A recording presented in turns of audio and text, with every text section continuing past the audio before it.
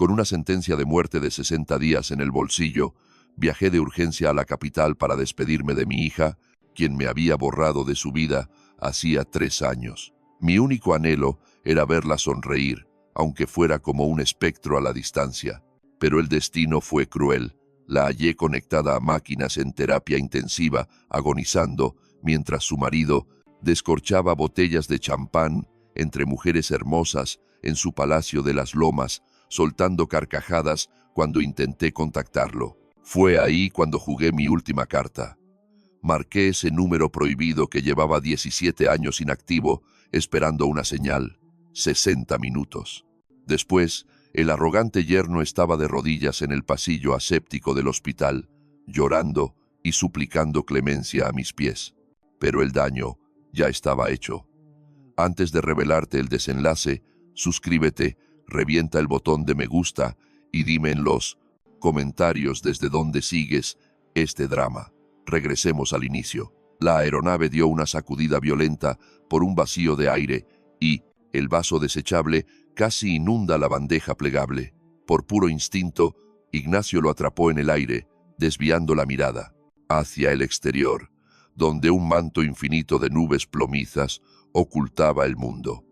A sus 57 años, con una década y media dejándose la piel en las plataformas petroleras del norte, ya nada lo asustaba. Se había hecho inmune a las turbulencias, a los 40 grados bajo cero y a los gritos de gerentes cobardes que daban órdenes desde oficinas climatizadas. Sin embargo, hoy sus manos tenían un temblor incontrolable ajeno al vuelo. En el bolsillo de la chaqueta ardía un papel doblado meticulosamente, un texto que se había grabado a fuego en su mente, con una sola lectura. Eran garabatos médicos, fríos y distantes, redactados con una apatía profesional aterradora. El lenguaje era tan vago que un ingenuo podría haber encontrado esperanza entre líneas, pero Ignacio había visto a compañeros fuertes marchitarse por ese mismo mal y sabía traducir perfectamente el eufemismo. Cuidados paliativos significaba el final. Le quedaban 2 meses, quizá un trimestre, si el universo decidía ser generoso. Y la generosidad nunca fue lo suyo. Lo curioso es que el miedo no apareció cuando el especialista dictó sentencia.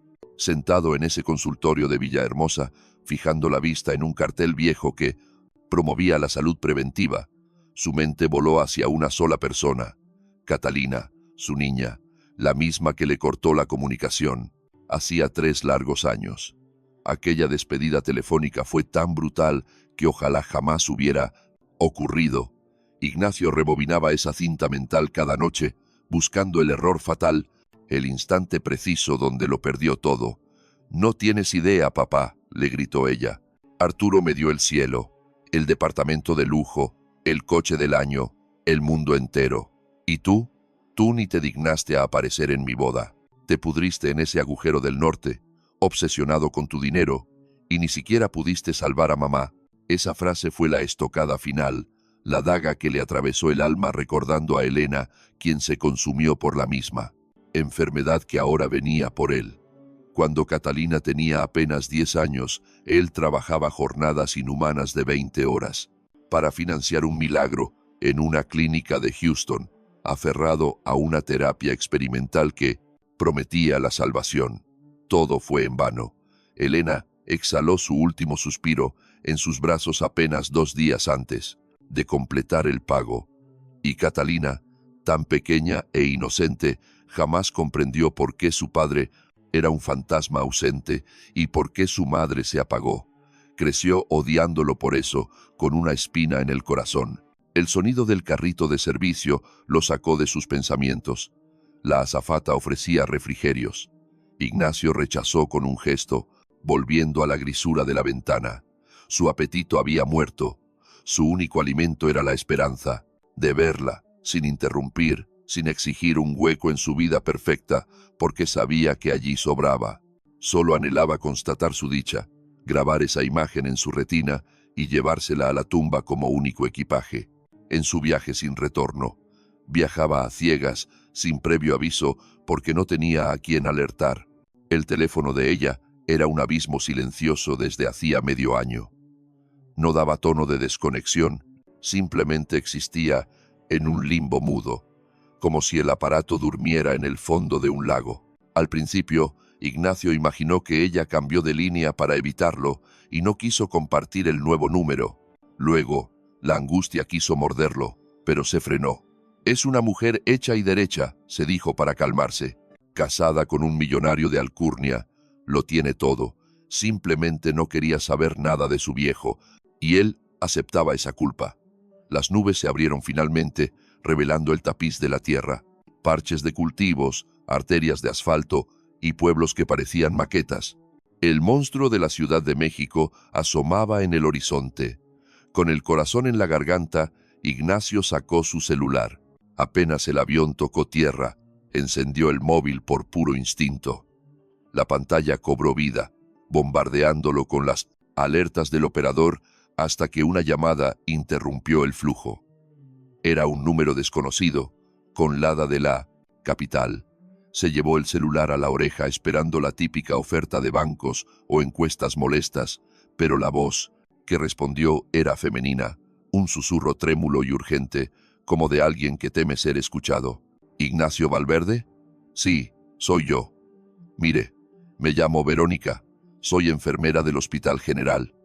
Usted es el padre de Catalina Arteaga, ¿verdad? Sintió un vuelco en el pecho, como si el corazón hubiera olvidado de golpe, como latir. Ignacio apretó el teléfono con tanta rabia que la carcasa crujió bajo sus dedos. Sí, es mi hija. ¿Qué? ¿Ha ocurrido? Tiene que venir de inmediato. Solo usted. Su esposo no puede enterarse bajo ninguna circunstancia. ¿Cómo que no debe saberlo? ¿Qué pasa? ¿Sigue viva? El silencio al otro lado pesó como una losa. Por ahora. Pero es vital. Que venga ya. Le dictó las señas y cortó la comunicación de tajo, como si hubieran arrancado el cable de la pared. Ignacio se quedó petrificado mirando la pantalla negra, notando un cambio químico en su interior. El pánico inicial no se esfumó, pero se mezcló con algo más. Una sensación gélida y lúcida, tan cortante como el viento invernal en las montañas. Había viajado a la capital con la intención de morir, de despedirse en silencio y desaparecer. Pero el guión había cambiado. La aeronave se detuvo y el pasillo se llenó del caos habitual de pasajeros buscando su equipaje de mano.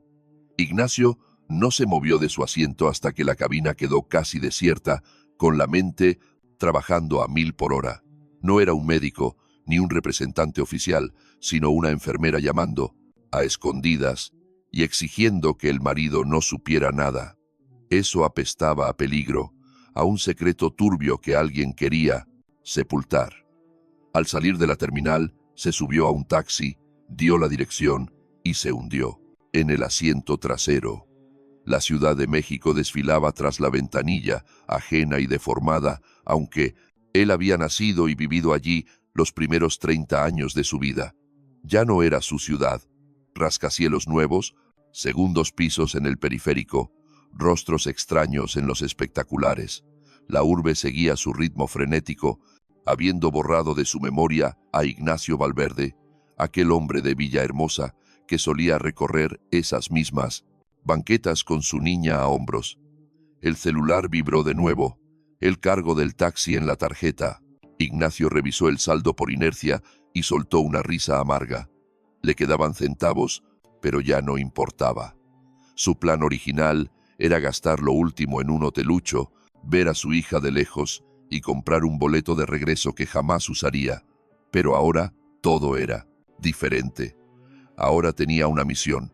Sacó el diagnóstico oncológico del bolsillo, lo desdobló, repasó una vez, más las sentencias de muerte redactadas en jerga médica y rompió el papel en pedazos minúsculos con parsimonia.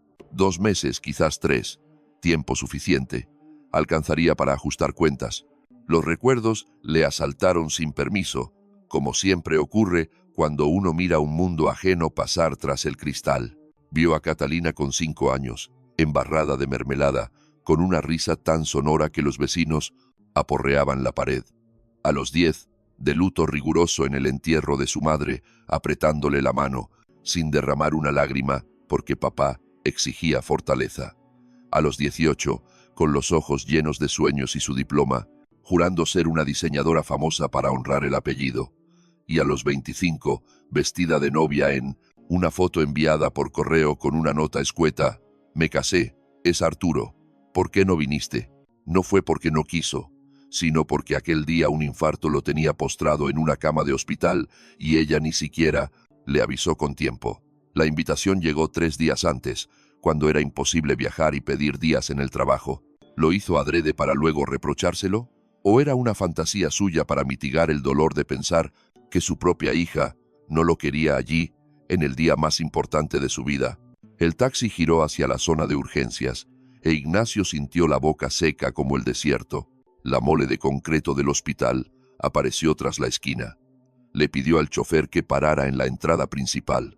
Pagó, bajó del auto y se quedó un instante inmóvil, dejando que el viento le golpeara la cara. Era el momento de enfrentar la realidad, costara lo que costara. Respiró hondo y cruzó las puertas automáticas, decidido a descubrir la verdad. Respiró hondo para armarse de valor y cruzó el umbral. El vestíbulo era un hervidero, un caos similar a una terminal de autobuses en hora pico. Rostros desencajados haciendo cola, gente derrumbada en bancos rígidos, pegada al celular, o música sollozando en las esquinas. Ignacio ignoró el tumulto y siguió las flechas hacia el pabellón asignado. Tercera planta, la UCI, puertas blindadas con teclado numérico. Se quedó paralizado un instante, sin saber cómo proceder, cuando el mecanismo se liberó desde dentro. Salió una mujer de unos 40 años, uniforme clínico, ojeras marcadas y ojos que lo escaneaban. Supo al instante que era Verónica. «¿Ignacio Valverde? Sígame. Rápido. Hay cosas que debe saber antes de verla». Lo condujo a un hueco apartado, junto a un ventanal con un par de sillas de plástico y un ficus sediento cubierto de polvo. Ojeó el entorno para asegurarse de que no había moros en la costa, y bajó la voz a un susurro conspirativo. La versión oficial es accidente vial. Eso dice el marido y eso plasmaron en el informe. Pero extraoficialmente, la realidad es otra muy distinta. Llevo 12 años en este hospital. Sé diferenciar perfectamente un choque de una paliza brutal. Llegó hace 4 días. Politraumatismo, sangrado interno, conmoción. El esposo apareció una vez, aguantó 5 minutos y se largó. No ha vuelto a llamar. Mientras escuchaba, Ignacio sintió despertar una furia negra en sus entrañas, una oscuridad que creía enterrada desde el 98, cuando estafaron a su cuadrilla y él, junto a 3 compañeros, fue a cobrar la deuda por las malas. Aquella noche descubrió que tenía talento para la violencia. ¿Por qué me contactó precisamente a mí? Verónica le sostuvo la mirada, porque ella lo pedía a gritos. Aún inconsciente, repetía una sola cosa. No llamaba a Arturo ni a su. Sin embargo, repetía una y otra vez la misma palabra. Papá. No Arturo, ni mamá, ni ninguna amiga. Papá. Sintió un nudo en la garganta que le cortaba la respiración. 3 años de silencio, 3 años marcados por el rencor y la distancia. Y aún así, cuando la situación se tornó crítica, fue a él a quien llamó. A él, no al esposo que le prometió el paraíso y solo le entregó sufrimiento. Necesito verla. Primero, escuche. No es la primera vez que la tenemos aquí. En los últimos 8 meses ha sido internada en 3 ocasiones. La primera, con el brazo roto. La segunda, con una fisura grave en las costillas. Siempre pasaba igual. Llegaba el marido, mostraba unos papeles, hablaba con el director y le daban el alta antes de Costrolo. Tiempo. Traté de hablar con ella, pero solo lloraba suplicando que no dijera nada. Tenía pánico, miedo. ¿De qué? De él y de toda su familia. El suegro es dueño de una cadena de centros comerciales gigantesca. Tiene contactos por doquier, hasta un tío en la fiscalía. Pueden esfumar cualquier denuncia antes de que un investigador llegue a verla. Ella lo sabía y por eso callaba. Ignacio se levantó. Sus piernas fallaban, pero se obligó a dar un paso tras otro. «Lléveme con ella». Verónica asintió y se adelantó, empujando las puertas con... Tras guardar su identificación, recorrieron un corredor interminable que apestaba a antiséptico y a pura tragedia, dejando atrás puertas selladas donde los pitidos mecánicos marcaban el compás de vidas ajenas. De pronto, Verónica se plantó ante una habitación y lo miró a los ojos. «Coja aire. La imagen es devastadora». Abrió paso e Ignacio cruzó el umbral. Allí, sepultada bajo una maraña de vías y cables, yacía su Catalina, la misma niña que solía lanzar por los aires, atrapándola con sus manos inmensas entre carcajadas de felicidad. Pero de aquella pequeña ya no quedaba ni rastro de su luz. Su piel lucía exangüe, de un tono ceniciento, y mantenía los ojos sellados bajo unos hematomas tan profundos que resultaría imposible camuflarlos con maquillaje. Tenía los labios agrietados y el cuello inmovilizado por un collarín rígido, bajo el cual asomaban, inconfundibles, unos surcos de color violáceo. No era la primera vez que veía ese tipo de lesiones. Sabía exactamente su origen. Son las huellas que dejan unos dedos al cerrarse con furia alrededor de la garganta, apretando hasta que el cuerpo deja de luchar. Ignacio se desplomó sobre el asiento contiguo a la cama y aferró con desesperación aquella mano frágil, gélida y sin vida. Aquella misma mano que había estrechado hacía 30 años en el paritorio, justo cuando la enfermera le entregó un pequeño bulto envuelto en sábanas y le recordó el momento en que le anunciaron que era una niña. Aquel día lloró de pura dicha. Hoy las lágrimas volvían, pero la causa era un abismo de diferencia. Permaneció una eternidad inmóvil, observándola, oyendo únicamente el compás monótono de las máquinas y el retumbar de su propia sangre golpeándole las sienes. La mente se le inundaba, pensando en cómo todo habría sido distinto de haber asistido a la boda, de haber exigido conocer a Arturo a tiempo o de no haber permitido que ella se distanciara tanto. Sin embargo, el ayer es piedra inamovible.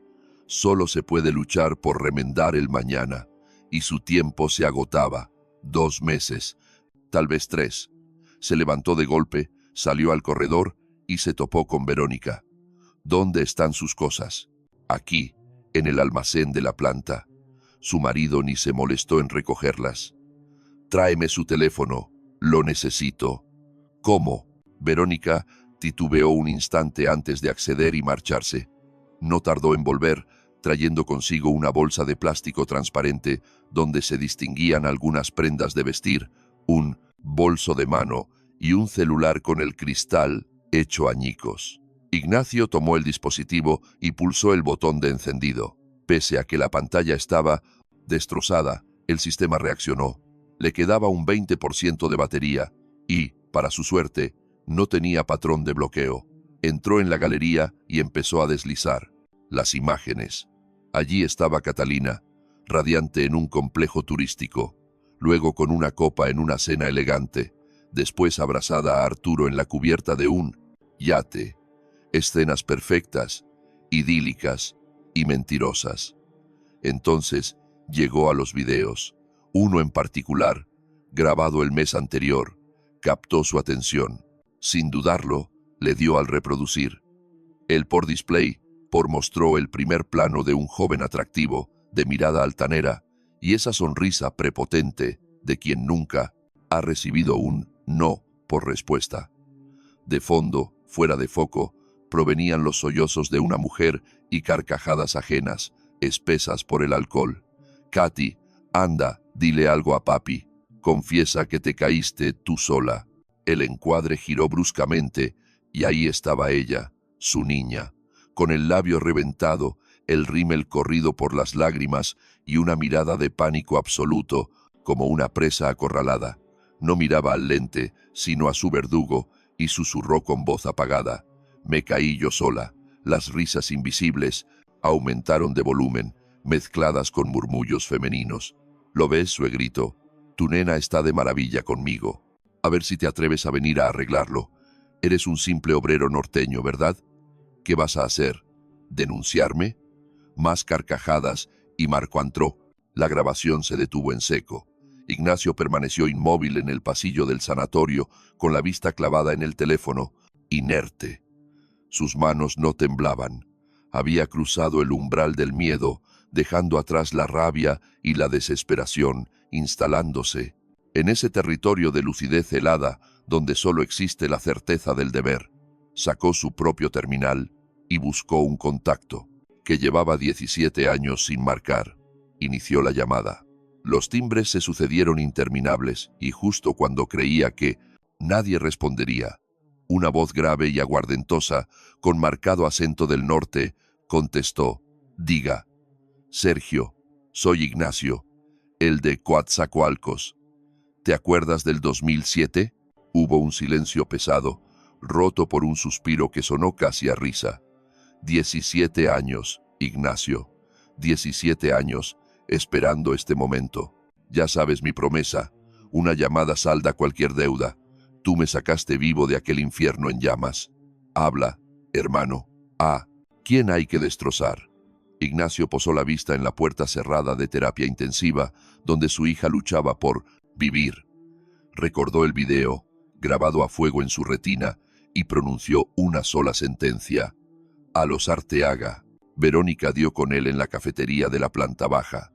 Habían pasado 2 horas desde aquella llamada, e Ignacio ocupaba una mesa de plástico, junto al ventanal. Frente a él, un vaso de café soluble yacía olvidado, frío y cubierto por esa desagradable nata que forma el tiempo. No miraba la bebida, ni el paisaje exterior, ni nada concreto. Estaba allí sentado con la quietud de quien ha tomado una resolución irreversible y se limita a esperar que el cosmos se alinee con su voluntad. La enfermera tomó asiento frente a él, apoyando las manos sobre la superficie y escudriñando su expresión en silencio antes de susurrar: «¿Qué ha hecho, don Ignacio? Nada extraordinario. Cobrar un favor antiguo. ¿Y ahora qué?». Cuando él alzó la vista, Verónica percibió en sus pupilas algo que le heló la sangre. No era odio, ni furia desmedida. Era algo mucho peor: serenidad, la calma gélida y absoluta de un hombre que tiene el control total de sus actos. Ahora toca justicia.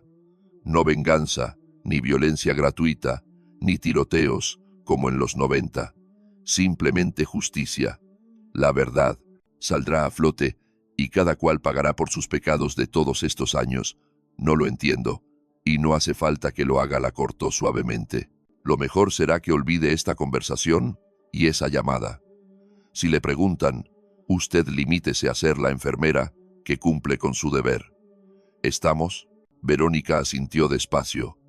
Aunque 1000 interrogantes le quemaban la lengua, la experiencia de años en aquel hospital le había enseñado la prudencia. Hay abismos a los que es mejor no asomarse y personas que traen consigo sucesos que nadie se atreve a comentar en voz alta. «¿Cómo sigue ella?», preguntó Ignacio, cambiando el tono. «Estable dentro de la gravedad. Los médicos insisten en que las próximas 48 horas son críticas. Si baja la inflamación y los riñones responden, hay esperanza». «¿Cuánta esperanza?». «Un 50%, quizá algo menos». «50%, mitad y mitad». Ignacio masticó la amarga ironía de los números.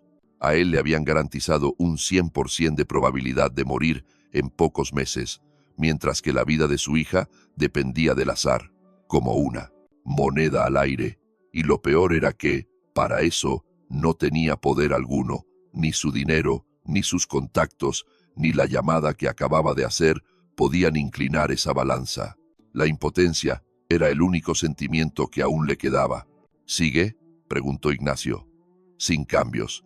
Los doctores advierten que las próximas 48 horas son vitales. Si su cuerpo logra bajar la inflamación y los riñones responden, habrá una oportunidad». «¿De qué probabilidades estamos hablando?». «Ronda el 50%, quizá algo menos». «50%. Cara o cruz». Ignacio meditó sobre la macabra ironía que escondían aquellos números.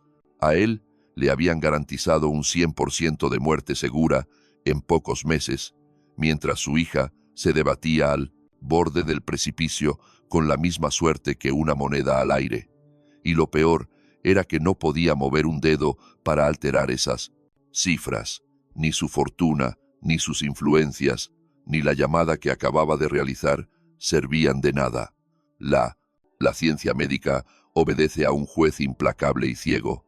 No hay fortuna ni apellido, por más ilustre que sea, capaz de frenar una metástasis o reactivar un órgano colapsado. ¿Me permite acompañarla un momento? Solo quiero sentarme junto a ella. El reglamento de terapia intensiva es estricto, susurró la enfermera, pero haré una excepción si promete ser invisible. Nada de escándalos. Solo unos minutos. Cruzaron los controles de seguridad hasta la tercera planta. Tras las pesadas puertas herméticas, el escenario era idéntico al día anterior. El zumbido monótono de los monitores y esa silueta frágil, apenas un espectro de quien fue su niña, postrada entre sábanas blancas. Ignacio ocupó la silla de siempre, envolvió la mano inerte de su hija con la suya y rompió el silencio, ignorando que ella no podía oírle. Katy, hija, soy papá. Otra vez llego a destiempo, ¿verdad? Es mi maldición. Llegué tarde a tu boda, me perdí tu vida adulta, siempre un paso. Pero escúchame bien, se acabó. Ese malnacido no volverá a ponerte un dedo encima. Ni él, ni su padre, ni todo su clan de intocables. Creen que su cuenta bancaria les compra la impunidad, que el dinero borra cualquier rastro, pero olvidan que existen hombres que no tienen precio y verdades que no se pueden enterrar para siempre. Se calló, apretando el puño de ella con fuerza. Al otro lado del cristal, la Ciudad de México se vestía de luces, un monstruo, de concreto indiferente a las tragedias minúsculas que se cocinaban tras sus millones de ventanas. Mientras tanto, en algún lugar de esa urbe, Arturo Arteaga brindaba con champán francés, rodeado de excesos, ignorante de que su imperio de naipes empezaba a temblar. No sospechaba que la primera roca ya se había desprendido de la cima y rodaba cuesta abajo, arrastrando consigo una avalancha inminente e imparable. El móvil de Ignacio vibró en su bolsillo. Pantalla iluminada, número desconocido, luego otro y otro más. Él solo observaba el destello intermitente con una mueca de satisfacción fría y calculadora. La mecha estaba encendida. Verónica asomó la cabeza. El tiempo había expirado. Ignacio se inclinó sobre el rostro pálido, depositando un beso, suave en su frente, esquivando la maraña de vías y sensores. Aguanta, mi vida. Papá está aquí. Papá se encarga del resto. Ya en el corredor, revisó el historial. 7 llamadas perdidas en los últimos 10 minutos, todas con Lada, de la capital. Seleccionó una al azar y presionó el botón verde. Contestaron al primer tono con voz trémula y ansiosa. Al habla Ignacio Valverde, padre de Catalina, soltó sin preámbulos. Sí, le escucho. Señor Valverde, soy Andrés, periodista de investigación confidencial. Hemos recibido un dossier explosivo sobre los negocios de los Arteaga y su nombre figura como fuente principal. Necesitamos corroborar datos. Adelante, pregunté. ¿Es cierto que Arturo sometía a su hija a violencia doméstica sistemática? ¿Que los ingresos hospitalarios fueron encubiertos repetidamente por la influencia de la familia? Cada palabra es verdad, no hay exageraciones. ¿Podría darnos una entrevista oficial ante las cámaras? No tengo tiempo para eso, pero tengo algo mejor. Existe un video en el celular de mi hija. Su marido la coacciona para mentir sobre sus heridas, obligándola a decir ante la lente que fue un accidente, que se cayó sola. Hubo un silencio denso al otro lado de la línea. Dios mío, eso sería la prueba definitiva para el reportaje. Apunte mi correo electrónico. Se lo envío ahora mismo. 5 minutos bastaron para dispersar la grabación digital a la dirección pactada, luego a una segunda y a una tercera. Ignacio comenzó a devolver las llamadas una por una.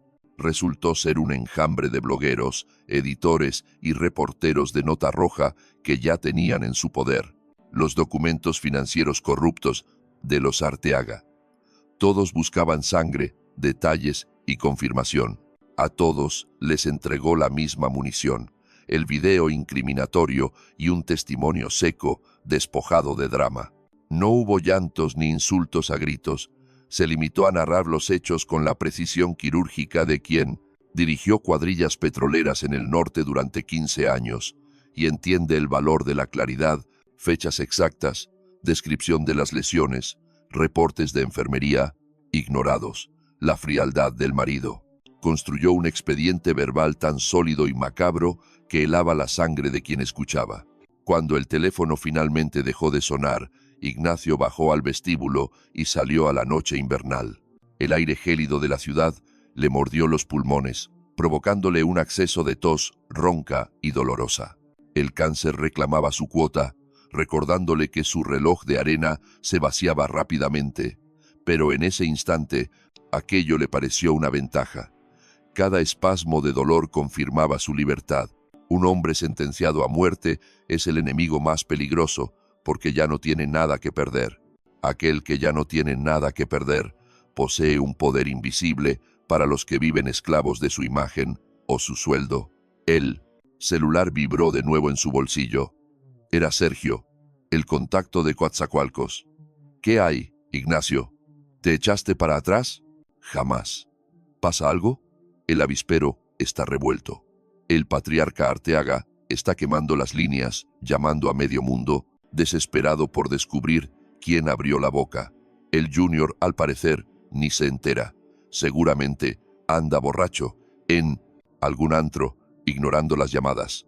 Mejor así. Escucha bien. Esto ya no tiene freno de mano. La maquinaria que activamos es imparable. Es como una piedra rodando montaña abajo. Empieza despacio, pero cuando coge fuerza se vuelve un derrumbe. A los Arteaga se les viene la noche encima. Auditorías, el fisco, jueces. Van a destaparse cloacas que van a manchar a todos. Yo estoy cubierto, pero tú pensaste en el golpe para tú, hija. Al final del día, ella lleva ese apellido político. Ignacio se quedó callado, digiriendo la advertencia. La rabia lo había cegado, pero la lógica de Sergio era aplastante. Catalina seguía casada con ese animal. Legalmente, si rastreaban fraudes en cuentas, mancomunadas o bienes compartidos, ella caería. Ella es la víctima aquí, Sergio, no la socia. Cualquier policía con 2 dedos de frente lo verá. Ojalá, pero no te fíes. Búscate un buen penalista por si. Las moscas. Eso cuesta una fortuna que no tengo. Ya no. Te estoy enviando fondos. Y ni rechistes. Me salvaste el pellejo. Déjame gastar un poco de mi vida en devolverte el favor. La línea murió. Ignacio guardó el aparato y alzó la vista hacia la mole de concreto del hospital, fría y distante, bajo las luces amarillentas. Allá, arriba, 3 pisos más cerca del cielo, su pequeña se aferraba a la existencia, mientras en la otra punta de la ciudad, su marido seguía gozando de su libertad, ignorante de que el suelo bajo sus pies ya estaba ardiendo. Volvió a entrar al edificio, buscando refugio en una esquina solitaria de la sala de espera. Solo le quedaba aguardar. No había más que hacer salvo esperar el parte médico, incapaz de marcharse. Sus piernas funcionaban, sí, pero su corazón estaba anclado a ese pasillo. Había pasado demasiada vida ausente, fallando cuando más hacía falta. Esta vez no se movería, aunque tuviera que pudrirse en ese asiento de plástico incómodo, con la banda sonora de los ronquidos de un vagabundo al fondo. El reloj de pared marcó las 9:30 de la noche, cuando Verónica apareció de nuevo. Su cara era un poema, una mezcla rara entre pánico y euforia. ¿Ya vio el noticiero? Ni idea. ¿Qué ocurre? Mire esto, dijo extendiéndole el celular. En la pantalla brillaba un titular de última hora que lo obligó a enderezarse de golpe. Detienen a Vladimiro Arteaga, magnate de centros comerciales, para interrogarlo por una masiva red de fraude fiscal.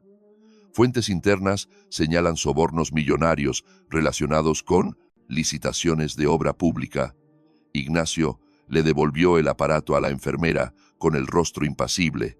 ¡Qué rapidez! Fue usted, ¿verdad? Yo solo encendí la mecha. El trabajo sucio ya lo tenían documentado gentes que llevan años guardando expedientes para el momento justo. Pero, ¿por qué así? Podría haber ido a la comisaría, denunciar la paliza. ¿Y de qué habría servido? Ese papel habría aterrizado en la mesa de algún comandante compadre de los Arteaga. Lo habrían traspapelado o quemado. En una semana, ese desgraciado sacaba a mi niña de aquí para terminar de asesinarla. No, Verónica, la justicia ciega es para los pobres, para nosotros no sirve. Contra los dueños del país.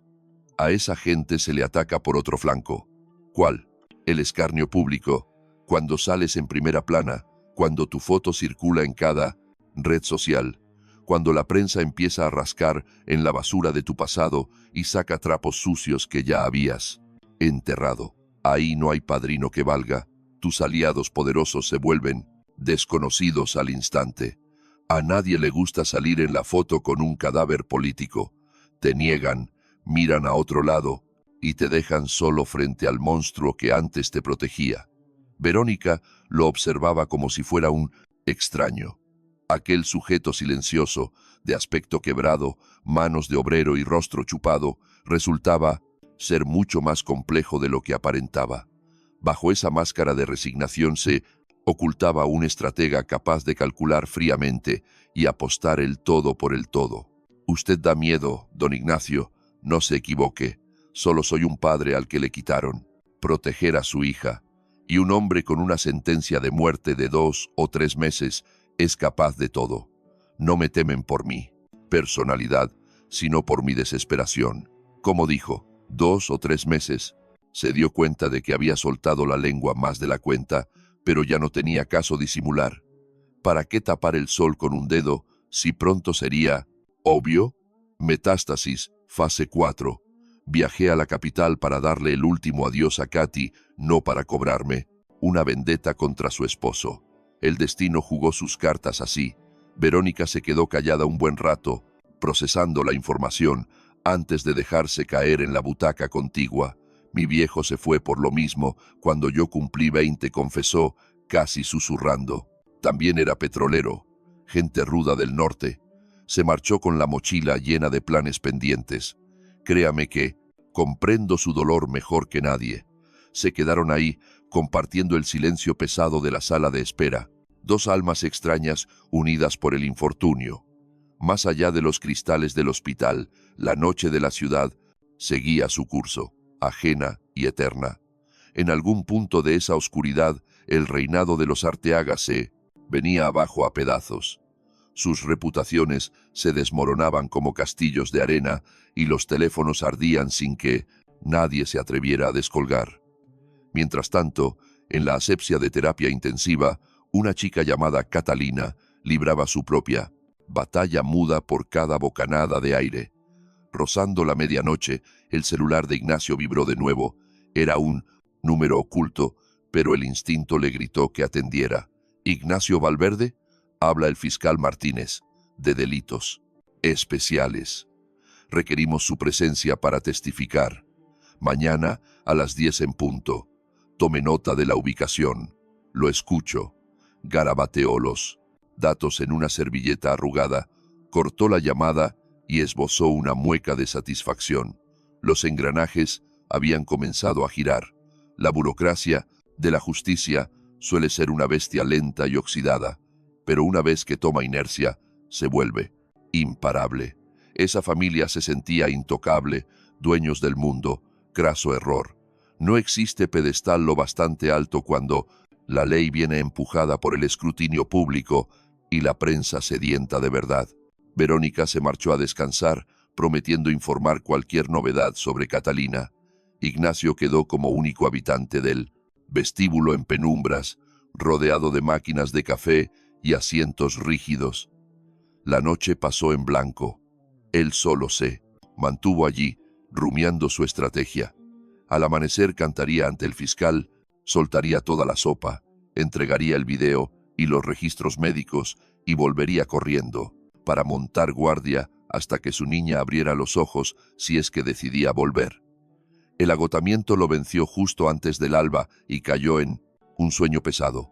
La mente lo arrastró al 2007, al infierno de Coatzacoalcos que marcó su destino.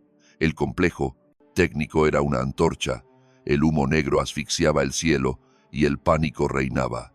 Él se lanzó hacia el fuego porque juraban que todavía quedaba gente atrapada. Dio con un hombre desmayado, sepultado bajo una viga. Lo cargó a lomo, ignorando que pesaba más que él mismo. Logró arrastrarlo hasta el aire libre segundos antes de que la estructura colapsara por completo.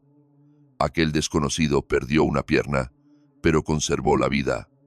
A cambio, Ignacio se ganó las quemaduras y el daño pulmonar que hoy le pasaban factura mortal.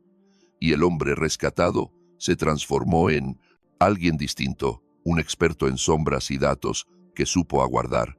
Esperó 17 años, el instante preciso para saldar su deuda de honor. Una sacudida en el hombro trajo a Ignacio de vuelta a la realidad. Abrió los párpados y se encontró con Verónica. Estaba demacrada, pero su mirada tenía un brillo eléctrico, casi de triunfo. Volvió en sí. Fue apenas un minuto, pero preguntó por usted. Quería saber si su papá estaba presente. Ignacio saltó del asiento como un resorte, ignorando el mareo que le nubló la vista. Se aferró al respaldo para no desplomarse y siguió a la enfermera, arrastrando las piernas que le temblaban. Sentía el corazón golpeándole la garganta, cortándole el aliento. Ella había despertado. Lo recordaba, preguntaba por él.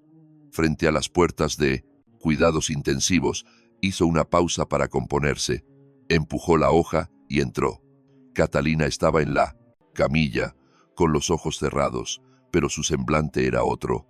La palidez grisácea del día anterior se había esfumado, y cuando él tomó su mano, sintió un débil apretón de vuelta que le devolvió el alma al cuerpo.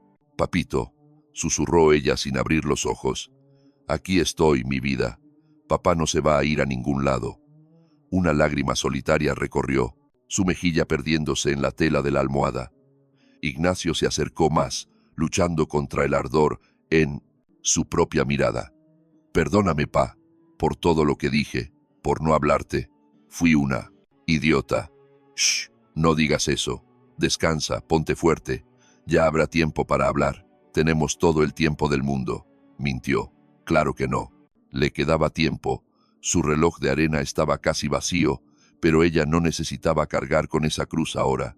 Solo importaba que supiera, sentir la cercanía de su padre, saberse amada y comprender que la soledad se había disipado. Catalina se dejó arrastrar nuevamente hacia la inconsciencia, pero sus dedos se aferraban a los de él con desesperación. Ignacio permaneció inmóvil a su lado, como un guardián de piedra, sin romper el contacto, observando cómo la primera luz del alba teñía el cristal de la ventana, anunciando la llegada de un día que marcaría un punto de no retorno para todos.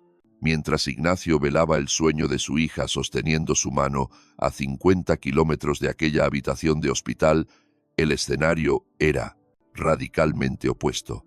La lujosa residencia, enclavada en el exclusivo sector de las lomas, resplandecía como un faro en la noche. Los bajos de la música golpeaban con tal violencia que hacían vibrar los muros de las casas colindantes y, alrededor de la alberca temperada, una docena de invitados dejaba claro que la juerga no tenía intenciones de acabar antes de que saliera el sol.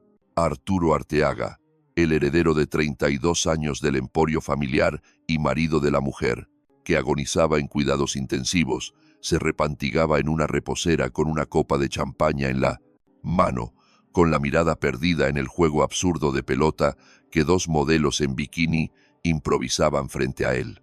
Estaba bebido, pero mantenía el control. El alcohol solo le había enturbiado los sentidos lo justo para flotar en una nube de indiferencia, y vaya que los problemas se le habían amontonado últimamente. Catalina había vuelto a terminar en una camilla.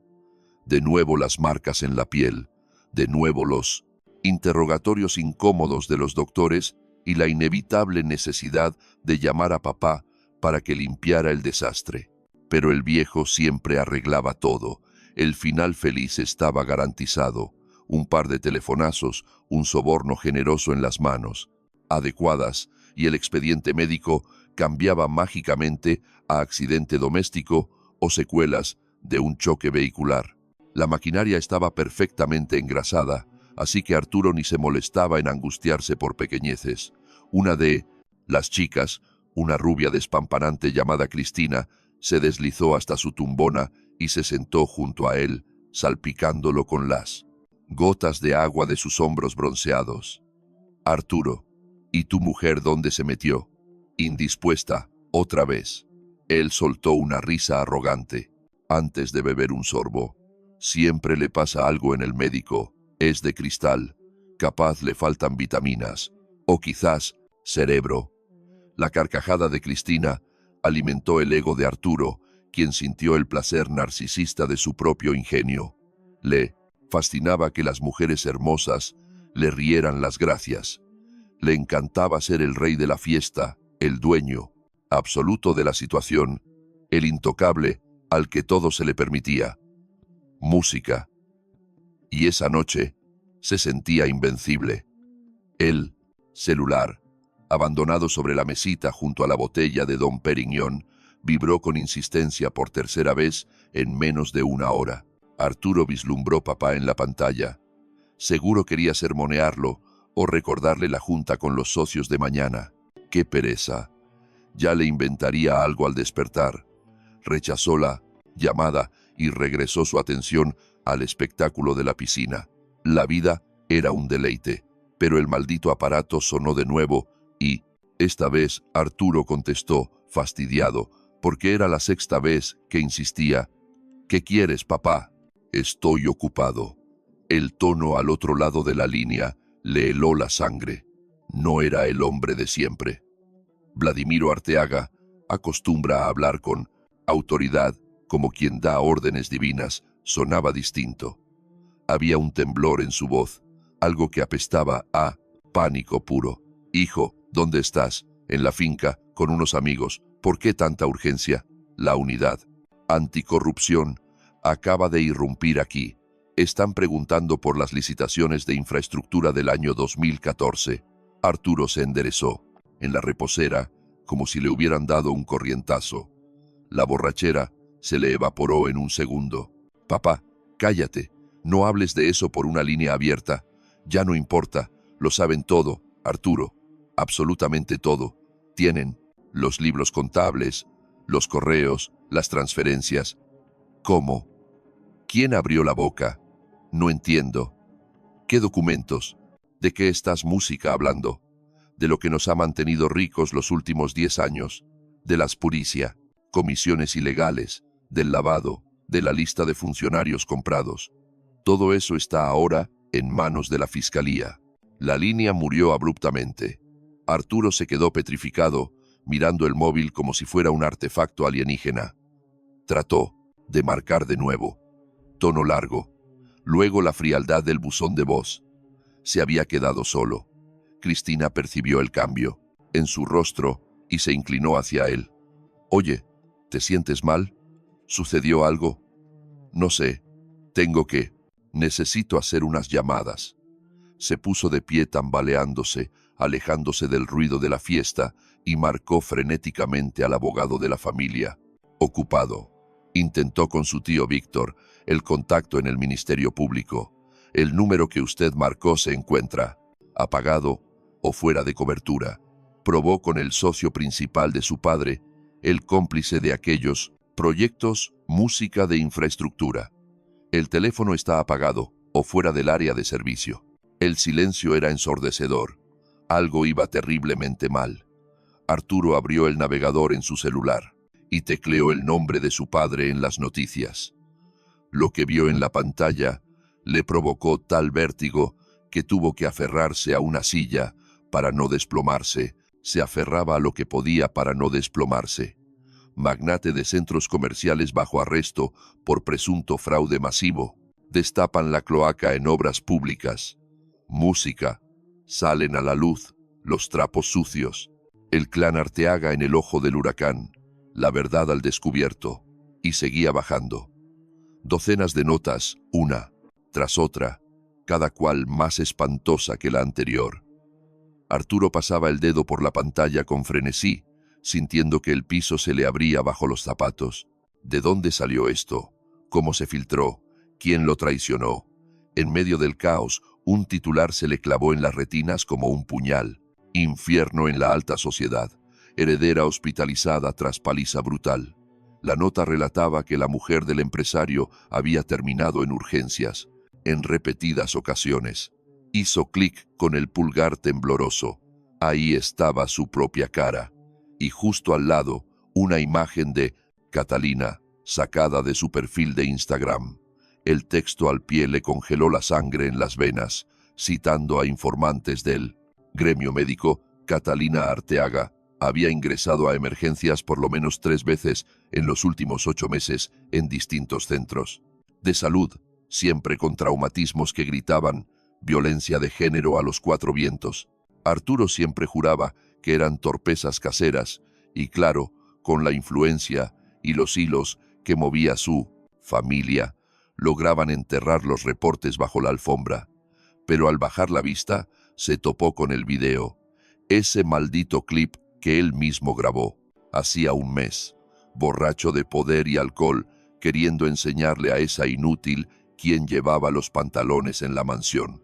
La forzó a mirar al lente y confesar que se había tropezado ella sola. Él se reía de fondo, y las acompañantes le hacían el coro con carcajadas burlonas. Ahora, esa grabación corría como la pólvora por la red. El contador marcaba cientos de miles de visualizaciones. Arturo lanzó el móvil al césped con rabia y se tapó el rostro con las manos. Se acabó. Era el final absoluto, irreversible. Aunque su padre lograra esquivar los cargos de soborno, aunque su tío el fiscal moviera cielo y tierra para suavizar el juicio penal, ese video era una mancha imborrable. Se había replicado como un virus por todo Internet. Lo republicaban todos los medios grandes y millones de usuarios lo despedazaban en los comentarios en tiempo real. De golpe, sintió una impotencia que le era ajena.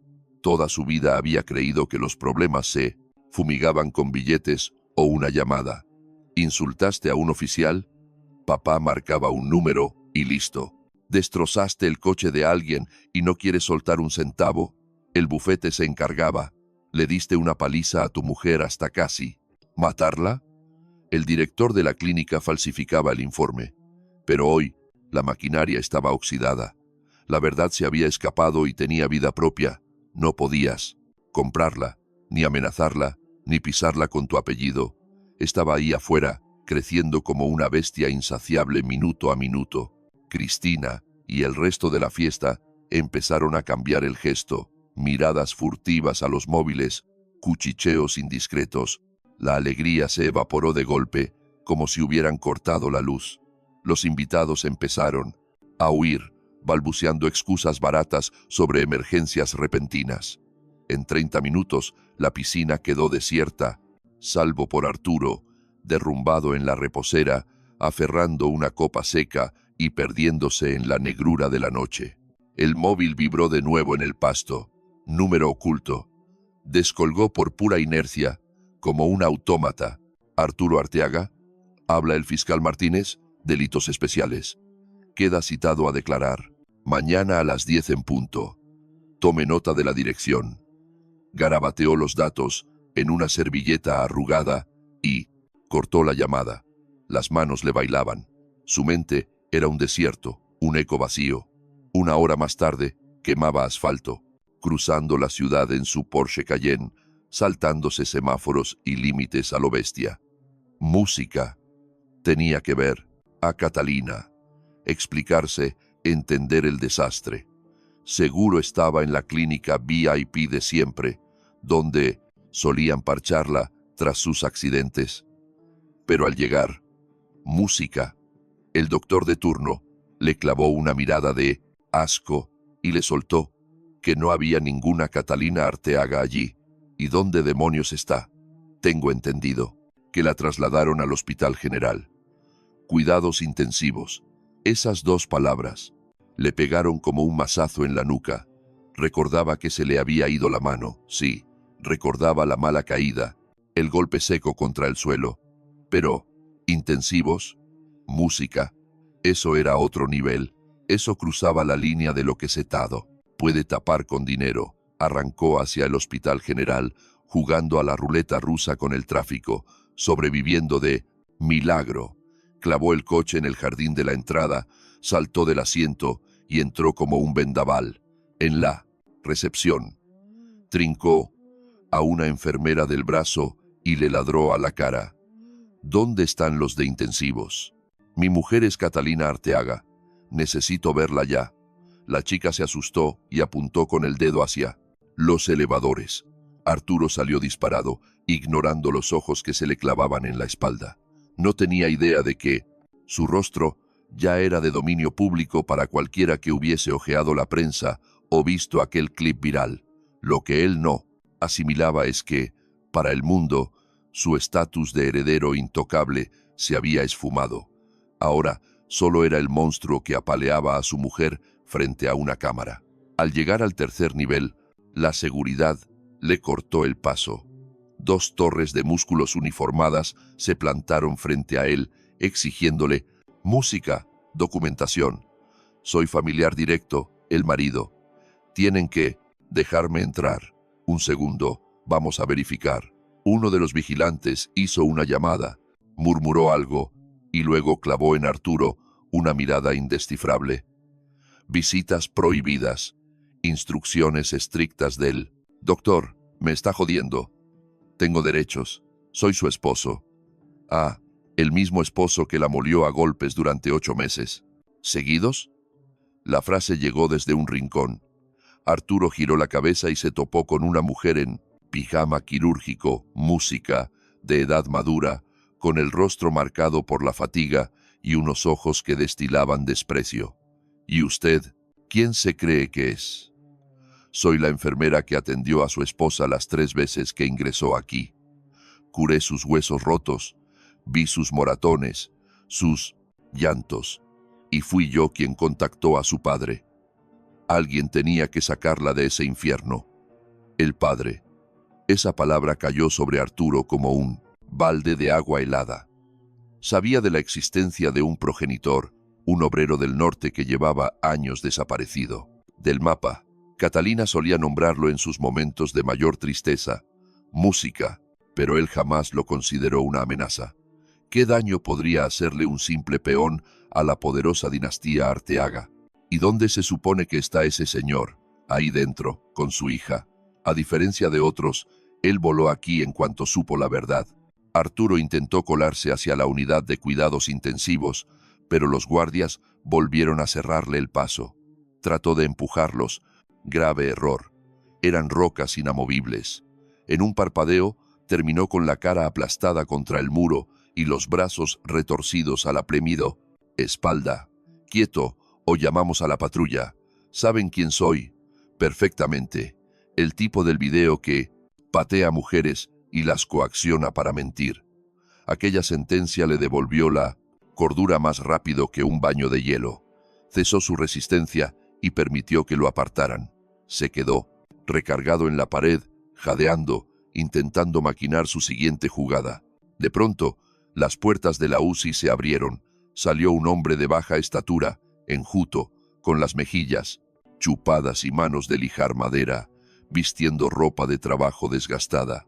Parecía un nadie, un trabajador cualquiera de mediana edad, pero su mirada le heló la sangre a Arturo. El hombre avanzó, se plantó a 2 metros y lo escaneó con unos ojos cargados de plomo. Así que tú eres la joyita, Arturo Arteaga, el príncipe azul, el que le juró el cielo a mi niña y la metió en el infierno.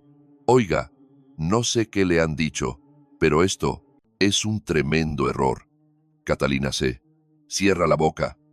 Fue apenas un susurro, pero cargado de tal autoridad que Música Arturo Enmudeció como si le hubieran cosido los labios. Vi la grabación, escuché tus risas, vi el terror en los ojos de mi hija mientras la obligabas a repetir tu guión. Acabo de ver ahí, llena de cables y magulladuras. Así que ahórrate el cuento del malentendido. ¿Cuánto quiere? La pregunta brotó de los labios de Arturo por puro reflejo. En su mundo, todo se arreglaba con cheques. No tenía otro mecanismo de defensa. ¿Cuánto pide? ¿$1 millón? ¿5? ¿10? Le cedo todo a Catalina. Propiedades, coches, fondos, firmo el divorcio sin rechistar. Solo para esto. Que bajen las noticias, que borren el video. Ignacio lo observaba impertérrito. Su rostro era una máscara de piedra. Arturo tomó ese silencio como una invitación a negociar. Tengo liquidez, no tanta como antes, pero hay. Puedo transferirle. Ahora mismo, digamos, 200.000. No es un soborno, véalo como una indemnización, por el daño, por el dolor que le causé. Sé que la plata no borra el pasado, pero asegura el futuro. 200.000, 500.000. Conseguiré esa cifra, aunque tenga que rematar mis bienes. ¿Y qué espera a cambio de esos 500.000? Sencillo. Que frene todo esto. Dígale a la fiscalía que exageró, que ella se tropezaba sola, que el video era una broma de mal gusto. La gente se lo tragará. La gente cree lo que le conviene. Ignacio dio un paso al frente y el instinto de Arturo lo hizo retroceder. La distancia entre ambos se redujo a la nada. ¿Sabes cuánto saco yo en un año rompiéndome el lomo en la plataforma? Poco más de 15.000. 500.000 son casi 35 años de mi vida. Una fortuna para un tipo como yo. Ahí está. Es mucho dinero. Usted podría. No he terminado. 35 años de sudor. ¿Y de verdad crees que por ese dinero voy a vender a mi propia sangre? ¿Que voy a decirle a la policía que ella se cayó? Me quedé helado al ver la grabación. La imagen de ella hecha un ovillo en esa habitación, rodeada de tubos y cubierta de hematomas. No me hables de traiciones, hablemos de pactos. Compromiso, qué término tan elegante.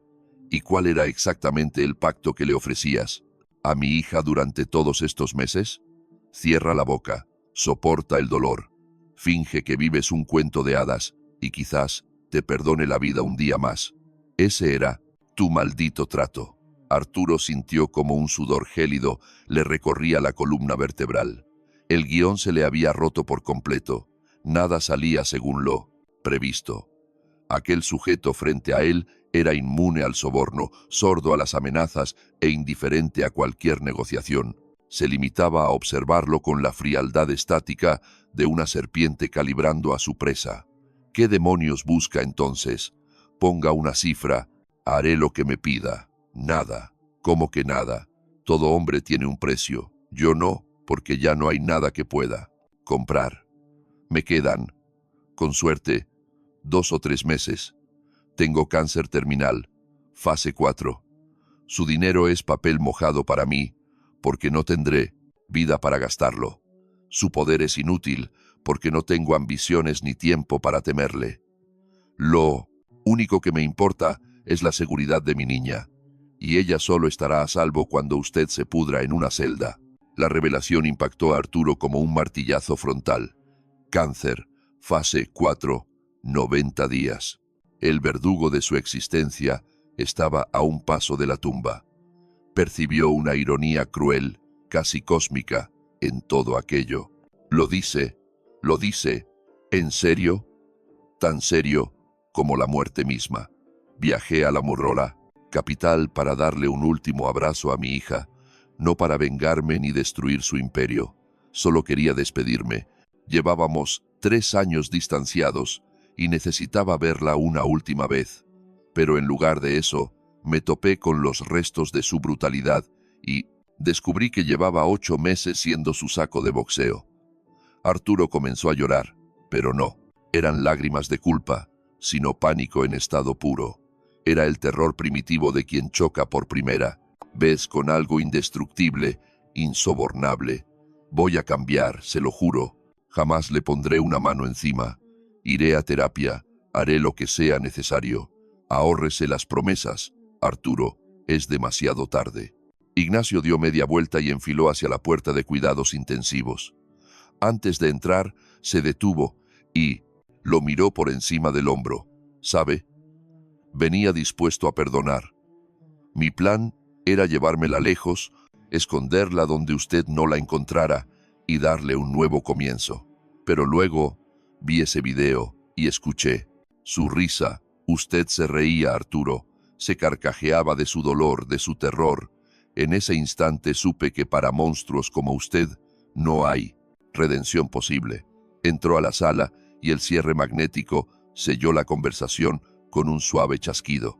Arturo quedó derrumbado en el piso, ahogándose en su propio llanto bajo la mirada severa de los guardias y la Cusi, enfermera que había alertado al padre. La policía no tardó en llegar. Lo levantaron como a un trapo. Lo esposaron y lo escoltaron hacia la salida. El vestíbulo era un mar de celulares grabando su desgracia. Le llovían insultos. Otros simplemente lo juzgaban con un silencio lapidario.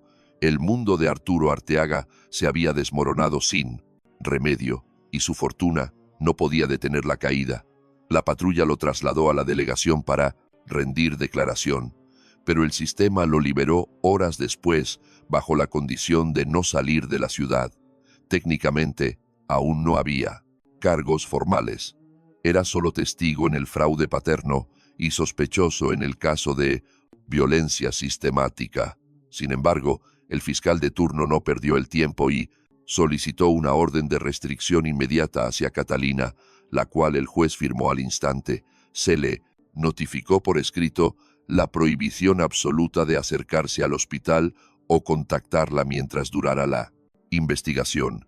Su abogado, conseguido a precio de oro en la madrugada, le dio un solo consejo: mantenga la boca cerrada, perfil bajo y espere a ver qué pasa. Pero la paciencia no era una virtud de Arturo. Su vida se basaba en la acción, la presión y la imposición de su voluntad contra cualquier barrera. Y ahora, viendo cómo su realidad se convertía en escombros, su ego le impedía quedarse de brazos cruzados viendo cómo todo ardía. El amanecer lo sorprendió en un piso franco en la Condesa, su guarida habitual para aventuras que su esposa ignoraba. Pasó la noche en vela, obsesionado con el flujo de noticias y viendo cómo la marea mediática sobre su familia crecía sin control. Para las 8 de la mañana, el escándalo saturaba todos los medios importantes y el video de la agresión superaba los 3 millones de reproducciones. Arturo intentó leer los comentarios, pero los temblores le impidieron pasar de los primeros 10. Su teléfono no paraba de sonar, acosado no por aliados, sino por la prensa sedienta de sangre. Una horda de blogueros y desconocidos sedientos de atención o simplemente buscando vomitar su odio. Arturo puso el celular en silencio y lo arrojó con furia al sofá, aunque el gesto no le trajo ningún alivio. Intentó contactar a su padre, pero Vladimir Arteaga continuaba inlocalizable. Los noticieros repetían que lo habían retenido para interrogarlo y aún no había orden de liberación. Su tío Víctor, el pez gordo de la fiscalía, llevaba 2 días ignorando olímpicamente sus llamadas. Esos socios comerciales, que ayer lo llamaban hermano y juraban lealtad eterna, parecían haberse esfumado de la faz de la tierra. Por primera vez, Arturo sintió el peso asfixiante de la soledad absoluta. Alrededor de las 10 de la mañana, tomó una determinación. Debía regresar al hospital y encarar a su suegro, hombre a hombre, sin dramas ni amenazas. Quizás todavía quedaba margen para negociar. A lo mejor ese obrero del norte no captaba realmente con quién se estaba metiendo y se le podía persuadir para que diera marcha atrás. Al final del día, todo ser humano tiene un precio, absolutamente. Todos somos comprables. Se cambió la camisa, se adesentó un poco y solicitó un taxi.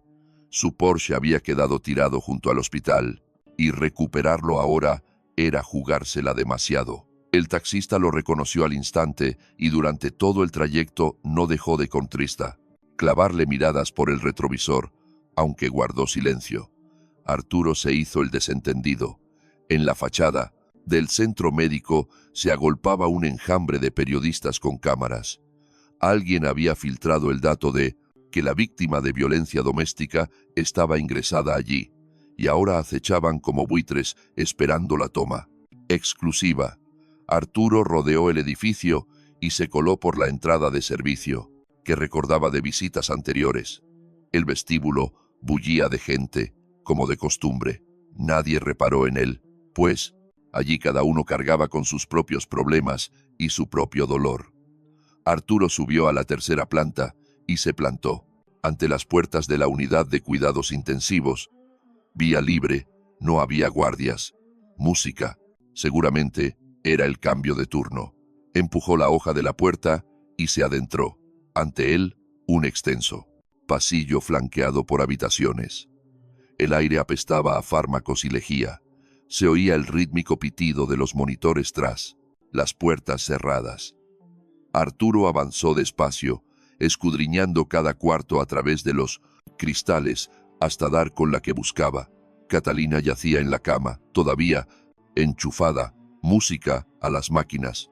Pero algo era distinto. Estaba despierta.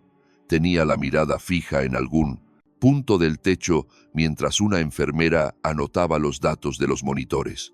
Junto a la cama, sentado, estaba ese hombre, su padre. Le sostenía la mano y le susurraba algo al oído. Arturo no esperó más y entró en la habitación.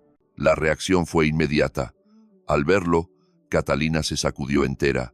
Sus ojos se desorbitaron de pánico y los monitores enloquecieron, marcando un pulso acelerado.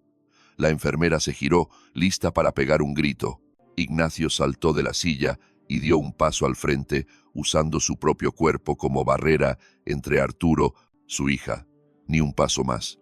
Su voz era grave, pero tenía una autoridad que clavó a Arturo en él. Alzó las manos, en señal de paz. Vengo en son de paz, sin líos. Solo quiero charlar. Katie, ¿tú quieres que él esté presente? Ella negó con la cabeza. Ese gesto leve, casi imperceptible, golpeó a Arturo con más fuerza. Música que cualquier puñetazo. Hacía 3 años, esa mujer lo miraba con adoración. Hacía 2, aún intentaba justificarlo. Hace 1 año empezó a temerle, y ahora en sus ojos solo había espanto y asco. Música, llame a seguridad, ordenó. Ignacio a la enfermera, que salió disparada del cuarto. Espera, espera, por favor, dame 5 minutos, solo 5 minutos. Ignacio no se movió un milímetro, manteniéndose firme entre Arturo y la cama de su hija, un escudo humano de carne y hueso que no pensaba ceder. Habla. Tienes lo que tardan en llegar los guardias. Arturo tragó saliva. El discurso que había ensayado en el taxi de pronto le pareció ridículo e inapropiado, pero ya no había vuelta atrás. Sé que la cosa pinta mal. Sé que tenéis derecho a odiarme, pero os pido que penséis en las consecuencias. Si esto llega a juicio, todos sufriremos. No solo yo o mi padre. Catalina también caerá. La prensa arrastrará su nombre por el fango. Sus fotos empapelarán cada sitio web. Su historia, música será la comidilla de millones de extraños. ¿Es eso lo que quiere para su hija? Aunque su historia ya está en boca de todos gracias a ti y a tu video. Pero se puede frenar. Haré que borren esa grabación de todos lados. Contrataré expertos para limpiar su rastro en internet. Le daré el divorcio a Catalina bajo cualquier condición. Le transferiré. Venderé hasta lo último que poseo. Ella tendrá la oportunidad de renacer, de empezar de cero, pero a cambio necesito que retiren la denuncia y frenen a la prensa. Tienen que detener esas publicaciones de inmediato. Ignacio permanecía en un silencio sepulcral. Su rostro era una máscara de piedra donde no se filtraba emoción alguna. Arturo confundió esa calma con una negociación abierta. Tengo capital, no la fortuna de antes, pero sí lo suficiente. Puedo transferirles ahora mismo, digamos, $500.000. No lo llame soborno, véalo como una indemnización por mis errores, por el sufrimiento de su niña. Sé que la plata no borra el ayer, pero cimienta el mañana. 500.000. O mejor, hagámoslo $1.000.000. Música, conseguiré ese monto aunque tenga que rematarlo todo. ¿Y qué pido yo por ese $1.000.000? Algo simple. Pare esta locura. Diga a los fiscales que ella exageró, que se cayó sola, que el video era una broma de mal gusto, un juego tonto. El público se lo tragará. La gente siempre cree lo que le conviene. Ignacio avanzó un paso y Arturo, por puro instinto, retrocedió. Apenas 1 metro de aire los separaba. ¿Sabe cuánto saco yo al año en las plataformas petroleras del norte? Poco más de 15.000. $1.000.000 equivale a más de 60 años rompiéndome la espalda. Es una fortuna para alguien como yo. Exacto, es mucho dinero. Usted podría, no he terminado, 60 años de sudor, y cree que por esos billetes voy a vender la dignidad de mi hija. ¿Quiere que le diga a la justicia que tropezó después de ver cómo la molía a golpes en ese video, tras verla aquí, llena de tubos y hematomas? Arturo se desplomó. Cayó de hinojos sobre el frío linóleo del hospital, humillándose ante la mirada del hombre al que siempre trató como basura. Por favor, se lo ruego, por favor. Haré lo que ordene. Iré a terapia psiquiátrica. Jamás volveré a tocarla. Le reportaré cada movimiento. Pero no deje que me encierren. Las lágrimas le bañaban la cara. Era un llanto real, desesperado. Por primera vez, sentía pánico puro ante el futuro, que se abría ante él como un abismo negro. La prisión, el escarnio, perderlo todo y la certeza de que su vida privilegiada había muerto. Ignacio lo observaba desde su altura, y su mirada cambió. No había triunfo ni malicia, solo una profunda fatiga y música, una tristeza infinita. ¿Sabe qué es lo más triste de todo este circo? Que sigue sin entender nada. No llora por el dolor que le causó a mi hija, llora por miedo a lo que le pasará a usted. Ni una disculpa sincera ha salido de su boca, ni una pregunta sobre su salud. Sigue pensando solo en sí mismo, aún estando de rodillas. No es cierto. Yo amo a Catalina a mi modo, pero la amo. Música, a su modo, ahí está el problema. A su modo significa golpearla cuando está de malas, pisotearla para sentirse poderoso y encerrarla para que calle. Eso no es amor, Arturo, es una patología, y rezo para que en la cárcel lo obliguen a curarse. De golpe, la puerta de la habitación se abrió, dando paso a los guardias y a 2 agentes de policía. Levantaron a Arturo a la fuerza, le torcieron los brazos a la espalda y cerraron las esposas. Arturo Arteaga queda detenido por violar la orden de restricción e intentar coaccionar a la víctima. Tiene derecho a guardar silencio. Todo lo que diga podrá ser utilizado en su contra ante un tribunal. Lo arrastraron hacia la salida. En el umbral, él giró la cabeza. Catalina lo observaba desde la cama. Sus ojos no tenían miedo ni odio, solo la nada. El vacío absoluto de quien ya no siente nada por su verdugo. Katy, perdóname, por favor. Ella se giró hacia la pared, cerrando los ojos. Ese silencio pesó más que cualquier sentencia. Se llevaron a Arturo. Ignacio miró la puerta cerrada un instante y regresó a la silla junto al lecho de su niña. Papá, dime, hija, ¿de verdad irá preso? Sí, aunque quizás no tanto tiempo. Los ricos tienen sus trucos, pero su vida acabó. Su nombre es Veneno ahora. Música. Lo señalarán por la calle como a un apestado. Nadie le dará un trabajo digno. Jamás lo aceptarán de nuevo en sus círculos de élite. Eso duele más que las rejas, créeme. Y su padre también caerá. Han salido tantos trapos sucios que da para años de condena. Sobornos en obras públicas, evasión fiscal, corrupción de funcionarios y todo su imperio. Estaba cimentado en lodo y ahora el mundo lo sabe. Catalina guardó silencio, procesando el fin de la pesadilla, asimilando lo que acababa de oír. Lentamente, buscó la mirada de su padre. «Papá, ¿es cierto eso? Lo del cáncer». Él no intentó negarlo, ya no tenía caso. «Es verdad, hija, me lo confirmaron hace 15 días, estadio 4, con metástasis. Los doctores me dan un par de meses, quizá 3». Catalina sintió cómo las lágrimas le quemaban la cara e intentó levantarse, pero el cuerpo no le respondió. «¿Por qué te callaste? ¿Por qué no me avisaste? Seguramente me habrías colgado. Llevas 3 años sin tomar mis llamadas. Durante 3 años fui un fantasma para ti. No quería ser una carga. Perdóname. Perdóname. Viejo, fui una estúpida. Creí que con Arturo tenía la felicidad comprada, pero me equivoqué. La verdadera felicidad es que te quieran. Así, sin pedir nada a cambio, tal como tú me quieres». Ignacio se acercó y la envolvió en sus brazos con delicadeza, evitando los cables del suero. «Eres mi vida, Katie. Siempre lo has sido, incluso cuando me diste la espalda, incluso cuando repetiste esas cosas horribles sobre tu madre. Te he amado y te amaré hasta que deje de respirar». Se fundieron en un abrazo eterno, padre e hija, recuperando el tiempo perdido tras un abismo de silencio. Al otro lado del cristal, el sol brillaba con fuerza, ajeno al dolor y a las victorias humanas. En otra parte de la urbe, a Arturo lo arrastraban a los separos. En algún despacho, interrogaban a su padre. En las redacciones, los periodistas ya tecleaban sobre el escándalo de la década, pero allí, en ese pequeño cuarto de terapia intensiva, reinaba una paz desconocida. «Papá, sácame de aquí, llévame a casa. En cuanto los médicos lo autoricen, vámonos al norte. Necesito ver la aurora boreal». Él le regaló la primera sonrisa auténtica en mucho tiempo. «Te lo prometo, hija, te llevaré».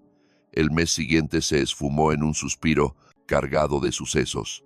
A Catalina la sacaron de intensivos una semana después de que encerraran a Arturo. La pasaron a planta para iniciar la lenta recuperación, con horas interminables de revisiones y terapias que la dejaban molida, como si hubiera cargado piedras, pero su padre no se apartó de su lado. Llegaba al amanecer y solo se iba cuando las enfermeras casi lo obligaban a salir por la noche. Ignacio se instaló en un hostal barato cerca de la clínica, pues su bolsillo no daba para hoteles de lujo. Sergio, el contacto de Coatzacoalcos, le giró una cantidad de dinero que dejó a Ignacio con la boca abierta, pero él apenas tocó lo justo para comer y dormir. Ordenó que el resto se guardara intacto para el futuro de Catalina, para cuando lograra levantarse y empezar de cero. Mientras tanto, el caso de la familia Arteaga sacudía al país entero. Vladimiro Arteaga fue detenido, formalmente, acusado de fraude fiscal masivo y soborno a funcionarios de alto nivel. Su defensa peleó por el arresto domiciliario, usando la Carta de la Vejez y la Salud, pero el juez no cedió. La evidencia era abrumadora y el escándalo demasiado ruidoso. La sociedad seguía el juicio con lupa. A Arturo le imputaron cargos por violencia sistemática y lesiones agravadas. Aquel video infame, donde se reía mientras humillaba a su esposa, se volvió la soga en su cuello. Lo repetían en los juzgados, en los noticieros y en cada mesa de debate. El rostro de Arturo Arteaga se transformó en el símbolo nacional del maltrato, la prueba gráfica del infierno que se vive tras las puertas de las mansiones. Catalina se negó a hablar con la prensa o pisar los tribunales. Su testimonio fue grabado desde la cama del hospital, con abogados y psicólogos presentes. Con eso bastó.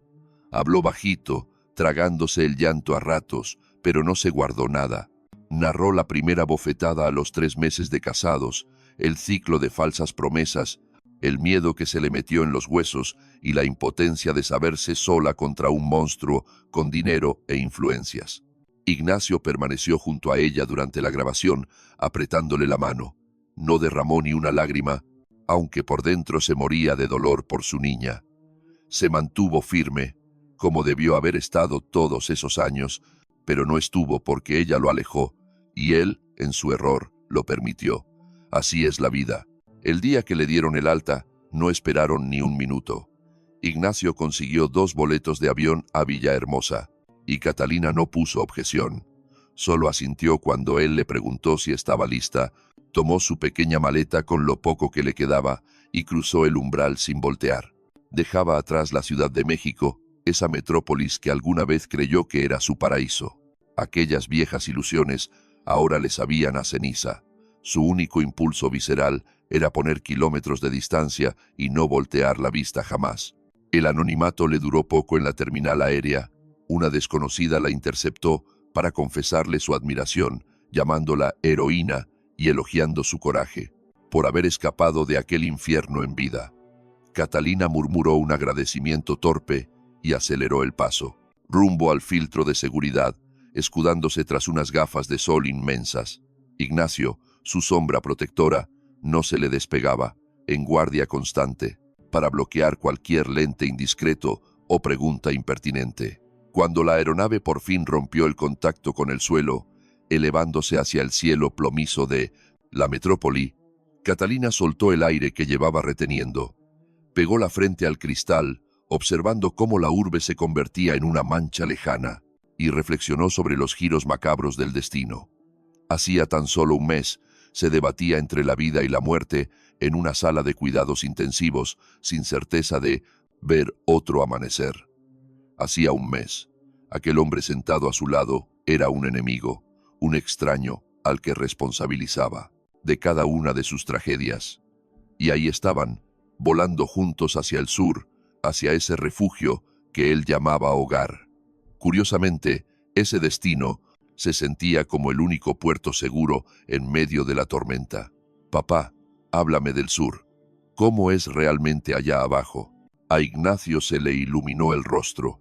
Empezó a describir esa selva infinita que, cuando llegan las lluvias, estalla en un verde que devora el horizonte. Habló del río que corta la espesura como una serpiente de plata líquida y de ese pueblito olvidado donde todos se saludan por nombre y los cerrojos en las puertas son innecesarios. Le habló de un silencio tan denso que al principio asusta, pero que termina convirtiéndose en la melodía más dulce. Catalina absorbía cada palabra y por primera vez en una eternidad experimentó una tregua interna. La dicha plena aún le quedaba grande, pero esa calma, esa certeza de que el huracán había pasado y que el futuro, aunque incierto, ya no mordía.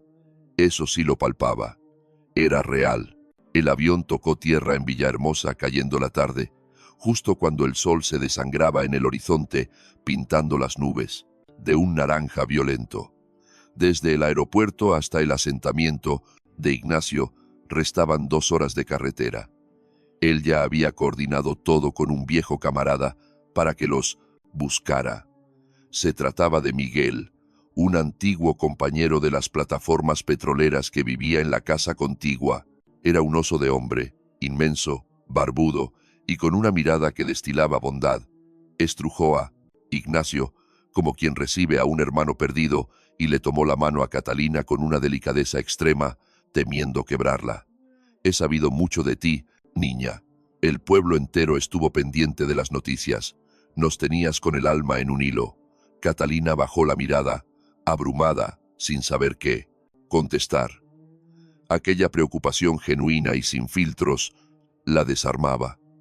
En la alta sociedad capitalina, donde había sobrevivido los últimos años, la compasión era un disfraz de la morbosidad y las frases amables solo escondían un hambre voraz por el chisme.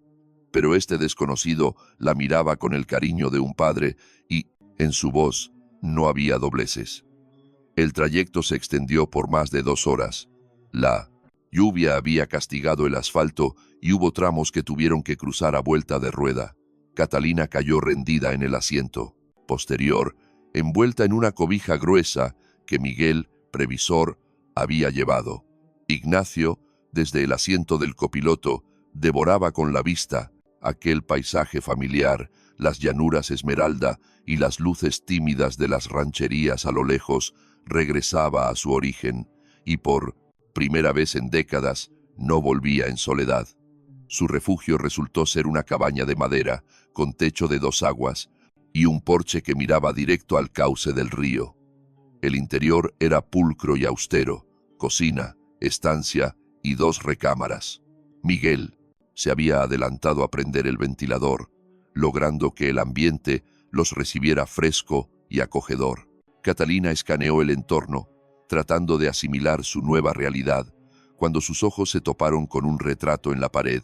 Era ella, una niña de 5 años, colgada del cuello de un papá sonriente. Al lado estaba su madre, radiante, regalándole una carcajada al aparado. Cámara, ¿la conservaste? Guardé cada recuerdo. Nunca me deshice de nada, ni siquiera cuando tú no. Querías saber que yo existía. Catalina se aproximó al muro, hipnotizada por la imagen. Su mente había borrado a esa madre, llena de vida. Sus recuerdos solo le devolvían a una mujer consumida en una cama clínica, apagándose día tras día, y a un padre ausente al que culpó por no tener el poder de salvarla. Perdóname, papá, por todo, por lo que dije de mamá. Era solo una cría, no sabía nada.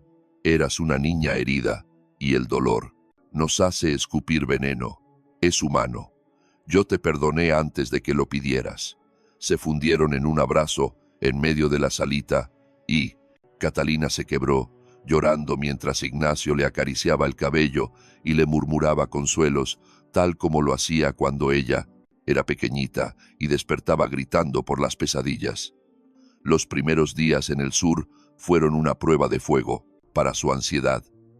Catalina tuvo que aprender a convivir con el silencio, con la falta de caos, con ese tiempo espeso que allí parecía la única ley. Dormía horas enteras, recuperaba el apetito y caminaba sin rumbo, llenándose los pulmones de... El aire era puro y estaba cargado de humedad. Poco a poco, los hematomas que marcaban su cuerpo fueron desvaneciéndose. El dolor agudo en las costillas remitió, y las pesadillas que la asediaban cada noche comenzaron a darle tregua, presentándose con menor frecuencia. Ignacio se mantenía cerca, pero sin agobiarla. No intentaba forzar el curso de los acontecimientos. Se dedicaba a cocinar, le narraba historias sobre las excentricidades de los lugareños y le enseñaba sus rincones predilectos de la selva. Una noche la despertó con suavidad y la condujo al porche, cubriéndole los hombros con un chal grueso para protegerla del relente. «Mira esto». Catalina alzó la vista al firmamento y quedó paralizada.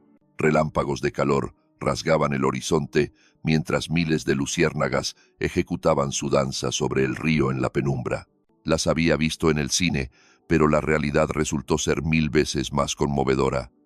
Era una belleza tan intensa que le robó el aliento. «Esto es lo que quise mostrarte hace años, pero te negaste a venir. Fui una necia». Creía que la felicidad residía en las grandes urbes y en el lujo, y resulta que vive aquí, en el silencio, en la belleza salvaje, y en tener a tu lado a alguien que te ama de verdad. Se quedaron en el porche, contemplando las luciérnagas, padre e hija, reencontrados al fin, y aquel instante compensaba todos los años, perdidos, cada lágrima derramada, todo el resentimiento y la pesadilla vivida. 2 semanas tras su llegada, Catalina halló en el baño una prueba de embarazo que había comprado en la capital y olvidado en su bolso. Contempló la caja durante un largo rato, sin valor para abrirla. La sospecha la rondaba hacía días, pero el pánico a saber la verdad la frenaba. Temía el peso de lo que esa certeza significaría. El test marcó 2 líneas. Se desplomó en el borde de la bañera, observando aquel pequeño objeto de plástico que reescribía su destino. Un hijo, el hijo de él, la sangre del hombre que la golpeó durante 8 meses y casi la envía a la tumba. ¿Qué hacer ahora con esa verdad? Ignacio la encontró 1 hora más tarde. Seguía sentada en el baño, con la prueba en las manos y la mirada vacía fija en los azulejos. «Katie, ¿qué sucede?». Ella le tendió el objeto en silencio. Él observó las dos líneas y su rostro adoptó una expresión que ella no logró descifrar. ¿Esto es de él? Sí. Un silencio denso. Ignacio se sentó a su lado en el borde de la bañera y le tomó la mano. ¿Qué piensas hacer? No lo sé. No lo sé. Sé, papá. Música. No puedo pensar en este bebé sin recordar lo que él me hizo, pero, al mismo tiempo, es mi hijo. También, es mi sangre, parte de mí. No tienes que tomar una decisión hoy mismo. Tienes tiempo para meditarlo. Y for mí, ¿tú qué harías en mi lugar? Ignacio guardó silencio, ordenando sus pensamientos. No me corresponde responder a esa pregunta. Música, es tu cuerpo y es tu vida. Cualquier camino que elijas será el correcto, porque será tu decisión. Yo estaré contigo pase lo que pase. ¿Cuánto tiempo? ¿Cómo? ¿Cuánto tiempo estarás a mi lado? Los médicos dijeron, 2 o 3 meses. Ya ha pasado casi 1. Ignacio sonrió con esa calma especial que había adquirido en la última semana. La sonrisa de quien ha aceptado su destino y ha perdido el miedo. La medicina dice muchas cosas, pero no lo saben todo.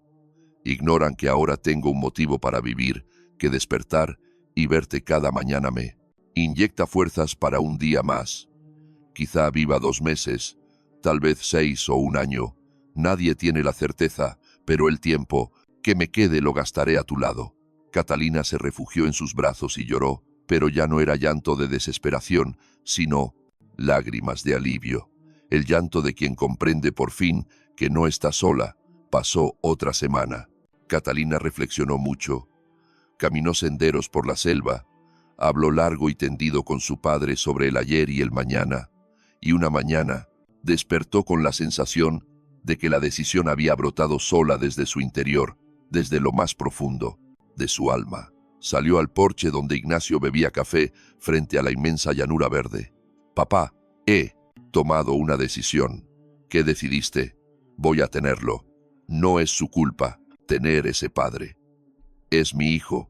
Lo amaré y haré todo para que jamás se parezca a Arturo. Lo criaré distinto. Ignacio posó la taza y miró a su hija. Sus ojos brillaban por las lágrimas, pero sonreía. Eres fuerte, Katie. Más fuerte de lo que yo creía, más de lo que tú misma imaginas. Es porque estás conmigo, porque ya no estoy sola. Él se puso en pie y la abrazó. Permanecieron así en el porche, viendo cómo el cielo del sur empezaba a clarear por el este. Un nuevo día, una nueva vida, una nueva esperanza. Ignacio Valverde vivió otros 14 meses, mucho más de lo que habían predicho los médicos. Vio cómo el vientre de su hija se redondeaba mes a mes.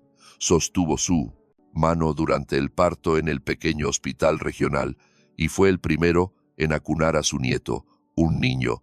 Era una criatura pequeñita, de mirada profunda y mandíbula firme. Le pusieron el nombre del abuelo como homenaje. El viejo alcanzó a enseñarle a balbucear.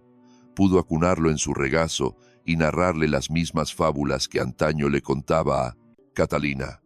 Hasta que, en una serena noche invernal, mientras una lluvia fina mojaba el suelo y relámpagos de calor teñían el cielo a lo lejos, se dejó ir y, música, jamás despertó. Catalina lo halló al amanecer, reposando en paz sobre el colchón, con un gesto de satisfacción en el rostro. No hubo alaridos ni llanto descontrolado. Solo se sentó junto a él, le sostuvo la mano y pasó horas diciéndole adiós al ser que le regaló una segunda oportunidad, aquel que probó que el afecto vence a la riqueza, al terror e incluso al final de los días. Le dieron sepultura en el camposanto humilde, a las afueras, con vista a la selva infinita. La placa rezaba simplemente: Ignacio Valverde, padre, abuelo y un hombre justo. Ella decidió echar raíces en esa casita con terraza, frente al río. Ahí crió al niño y retomó su pasión por el diseño, tal como anhelaba de joven.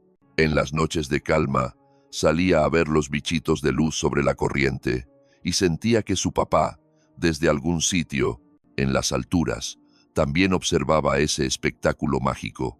A Arturo Arteaga le cayeron 4 años de encierro, a su padre 8 años en un penal de máxima seguridad. Su dinastía colapsó, su apellido quedó manchado para siempre. Su caso pasó a la historia como la prueba de que la plata no compra el derecho a lastimar ni garantiza impunidad. Mientras tanto, el pequeño Ignacio se convertía en un chico pleno y saludable. Música, sabiendo que su abuelo fue un héroe que voló para salvar a mamá cuando todo estaba perdido. Música, y que con un solo telefonazo cambió todo. Y cuando el niño fuera grande, seguiría ese ejemplo de rectitud, porque esa fue su crianza, porque la bondad se hereda, y un solo individuo basta para transformar la realidad si tiene el coraje de actuar. Gente, así cerramos este relato, una narración sobre cómo el poder real no reside en la cuenta bancaria ni en las influencias, sino en el corazón y en defender a los nuestros. Un testimonio de que la justicia llega aunque parezca que todas las salidas están bloqueadas. Nos enseña que siempre hay tiempo para volver a casa y empezar de cero con quienes amamos. Si esta historia te movió el piso, si sentiste angustia por ellos, música, y celebraste su triunfo, regálame un me gusta y únete al canal. Tu apoyo es vital para seguir trayéndoles contenido, música y compartirlo con ustedes. Cuéntame abajo qué opinas de la decisión de Ignacio. ¿Hizo bien en contactar a su viejo amigo? ¿Tú qué habrías hecho? Me interesa mucho leerte. Y ojo, si tú o alguien cercano sufre violencia en el hogar, no callen, pidan auxilio. Una llamada realmente puede hacer la diferencia. Gracias por acompañarme hasta el desenlace. Nos vemos en el próximo video. Y antes de despedirme, llévense esto, los vínculos de sangre, música, aunque haya años de silencio y distancia, jamás se rompen del todo. El karma a veces tarda, pero siempre factura. Y el amor de un padre es eterno. Si están alejados de alguien querido, quizá hoy sea el día de acercarse. Díganme en los comentarios si esto les recordó a su propia familia o si vivieron algo similar. No olviden dejar su like, suscribirse y activar la campana para no perderse nada. Nos leemos pronto.